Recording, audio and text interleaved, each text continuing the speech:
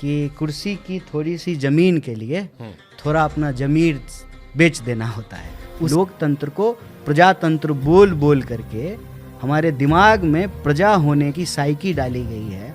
कभी घर वाले कहे नहीं कि कहाँ फंस गए बेटा तो जब तक जेल नहीं गए तब तक हमारा इतना छोटा सा सपना है, इतनी नहीं मानते कि शक्तिमान उड़ सकता है।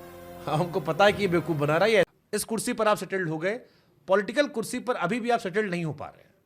देखिए, कुर्सी तो हमारे हिसाब से एडजस्ट होगी नहीं, तो हम सोचे कि हम ही कुर्सी के हिसाब से एडजस्ट हो जाते। अब पॉलिटिक्स में एक्चुअली कुर्सी के लिए नहीं है, ये बात बिल्कुल साफ है। पॉलिटिक्स हमारे जीवन का एक हिस्सा है और अपनी जीवन यात्रा में हम जो है यहाँ आज आए हैं। तो जेएनयू का प्रेसिडेंट बनना एक चांस था, लेकिन कुर्सी से दूर हैं ये चॉइस है। सिर्फ इतना करना होता है कि कुर्सी की थोड़ी सी ज़मीन के लिए थोड़ा अपना जमीर बेच देना होता है, उसके लिए हम तैयार नहीं हैं। मतलब चॉइस एज इन मतलब जैसे आपने चुनाव तो लड़ा, दो बार लड़ा आपने, तो फिर चॉइस कैसे? मतलब राजनीति आपके जीवन का, आपके पैदा होने से पहले बहुत सारी चीज़ें तय करती है। तो चांस ये था कि मैं पढ़ने के लिए जेएनयू गया था पीएचडी करने के लिए, और पीएचडी करके मुझे मास्टर बनना था, मुझे कॉलेज की नौकरी करनी थी। 2 बार चुनाव हारे जेएनयू में भी, उसके बाद तीसरा चुनाव जीते। तो जब चुनाव लड़ रहे थे तो इसलिए ये सोच के नहीं लड़ रहे थे कि किसी दिन जो है शुभांकर जी मिलेंगे और जो है उनसे पॉडकास्ट होगा। जीवन की यात्रा है, आज ये हो रही है। तो वहाँ लड़े, फिर रिजीम बदली थी, नई सरकार आई थी, सरकार को उंगली उठाने वाले लोग पसंद नहीं थे और उन्होंने मोहब्बत में जो है कहा कि कारावास का दर्शन कर लो। हालांकि कोई दिक्कत, फिर ये हमारा चॉइस बन गया। हमने डिसाइड किया कि मास्टर तो बन नहीं पाए, तो जिस राजनीति का शिकार हुए हैं इस राजनीति को बदलने का अनवरत प्रयास किया जाएगा। उस प्रयास में कुर्सी मिले नहीं मिले, जो जगह मिल जाए, कम से कम हमारे पास सत्ता की विरासत नहीं है, स्वीकार है, संघर्ष की विरासत तो है। वैसे भी बिहारी आदमी है, हर चीज़ के लिए संघर्ष करना पड़ता है। कभी घर वालों ने कहा नहीं आपसे कि जैसे आप जेएनयू जैसे कॉलेज में पहुंच गए, आप पढ़ने में अच्छे थे, हम आपके बारे में पढ़ रहे थे, आपकी पीएचडी भी टाइम सब कुछ हो गया, अच्छा, कभी घर वाले कहे नहीं कि कहाँ फंस गए बेटा तुम? 19 में तुम चाहते तो टीचर बन जाते, बढ़िया घर परिवार की स्थिति बेहतर हो जाती, कभी आया नहीं? क्योंकि आप एक मध्यम वर्गीय गरीब परिवार से आते हैं। मध्यम वर्गीय भी मत कहिए, मध्यम वर्गीय कहिएगा तो ये इस देश के गरीबों के साथ एक बहुत बड़ा धोखा होगा। 80 करोड़ लोग 5 किलो अनाज ले रहे हैं, उनको गरीब कहिए, मध्यम वर्गीय कह करके छलावा। तो आप एक गरीब परिवार से आते थे। हाँ। गरीब परिवार चाहता है कि स्थिति थोड़ी बेहतर हो जाए, माँ बाप चाहते हैं कि भैया लड़के की नौकरी लग जाएगी, ब्याह हो जाएगा। हम भी यही चाहते थे, हम इसको आपके सामने स्वीकार करते हैं।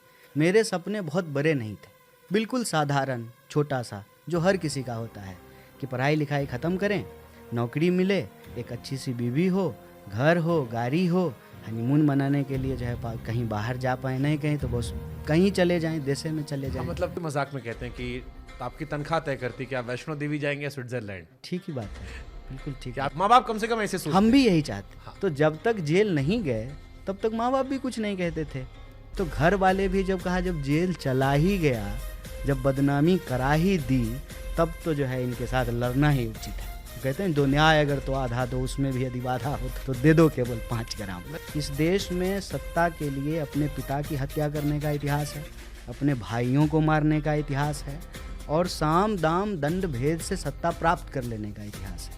उस खेल का ना मैं खिलाड़ी हूँ, ना मैं उस खेल का माहिर बनना चाहता हूँ। पॉलिटिक्स में क्यों है आप? पॉलिटिक्स में आपको साफ साफ बताए, पॉलिटिक्स में जो है मेरा चॉइस है। प्रतिशोध कि नहीं, प्रतिशोध नहीं है, यह साबित करना, इस देश के शासकों को ये याद दिलाना कि सत्ता से सवाल पूछना हमारे नागरिक भाव को जिंदा रखने की ज़रूरत है। हम लोकतंत्र में रहते हैं, बड़ी चालाकी से लोकतंत्र को प्रजातंत्र बोल बोल करके हमारे दिमाग में प्रजा होने की साइकी डाली गई है। और जब प्रजा होगा, प्रजा होगी तो राजा भी होगा कोई। और इस देश के जो शासक हैं, जो बड़े ओहदों पर बैठे हुए लोग हैं, वो अपने आप को राजा महसूस करने लगे। और ये संस्कृति महज सत्ता तक सीमित नहीं है, ऑफिसों के सत्ता में भी यह देखने को मिलता है कि अगर आप सीईओ हैं तो आपके सामने गार्ड जो है, जो कि बहुत इंपॉर्टेंट पद जिम्मेवारी निभा रहा है, वो जो स्वीपर है बहुत इंपॉर्टेंट जिम्मेवारी निभा रहा है, अगर स्वीपर साफ सफाई ना करे तो आप ऑफिस में नहीं बैठ सकते हैं, अगर गार्ड समय पे ताला ना लगाए तो आपका इक्विपमेंट सुरक्षित नहीं होता है। लेकिन वो बेचारा दास भाव में रहता है और जो सीईओ है ऐसे करके चलता है, वो जमीन पे पाँव नहीं रखता। नमस्ते तक जवाब नहीं देते। वही बात है। तो यह जो साइकी है, उस साइकी के खिलाफ हम लड़ रहे हैं। हम सत्ता को ये कहना चाहते हैं कि इस देश में सवाल पूछने की संस्कृति रही है। ताकतवर से ताकतवर व्यक्ति को भी सवाल पूछा गया है। इस देश के पहले प्रधानमंत्री को एक बूढ़ी संसद के बाहर गिरेबान पकड़ करके पूछती है कि देश को आज़ादी मिली, हमको क्या मिला? तो नेहरू कहते हैं कि आपको ये मिला कि आप देश के प्रधानमंत्री का गिरेबान पकड़ करके सवाल पूछ सकते हैं। हम इस देश में लोकतांत्रिक प्रक्रिया से चुने हुए प्रतिनिधियों को याद दिलाना चाहते हैं कि आप जनता के सेवक हैं, राजा नहीं। हमारी लड़ाई वहाँ तक की है। मान लीजिए कोट एंड कोट आज की जो मार्केट की भाषा है कि सेटल्ड हो गए हैं, सफल हो गए हैं। मान लीजिए हमको पोस्ट मिल गया है, तो कल यूनिवर्सिटी के लड़के लड़कियां ना हमसे सवाल पूछने से ना घबराएं। उसी तरह से जो है अंगली तान करके हमसे सवाल पूछ सकें जो सवाल हम सत्ता से कर रहे थे। हमारा इतना छोटा सा सपना है, इतनी छोटी सी ख्वाहिश है। अब जब भी ताकतवर सरकार रहती है तो मीडिया एक हिसाब से काम करती है। ऊपर से तब भी आते थे क्या खबर चलनी है। अब सोशल मीडिया का दौर है तो ज़्यादा प्रत्यक्ष दिखाई पड़ता है। लोग दोनों पक्ष की बातें खुलकर लिख देते हैं तो हमारी नजरें अलग हो गई। अब हम नहीं मानते कि शक्तिमान उड़ सकता है। हमको पता है कि ये बेवकूफ़ बना रहा है, ये ऐसा ही है। ये बड़ा मज़ेदार हुआ है। एक सेकंड लूँगा। हमको जब लगता था कि शक्तिमान उड़ सकता है तब शक्तिमान आकर के समझाता था कि हम नहीं उड़ सकते। अब जब हमको लगता है कि शक्तिमान नहीं उड़ सकता है तब शक्तिमान को लगता है कि वो शक्तिमान है।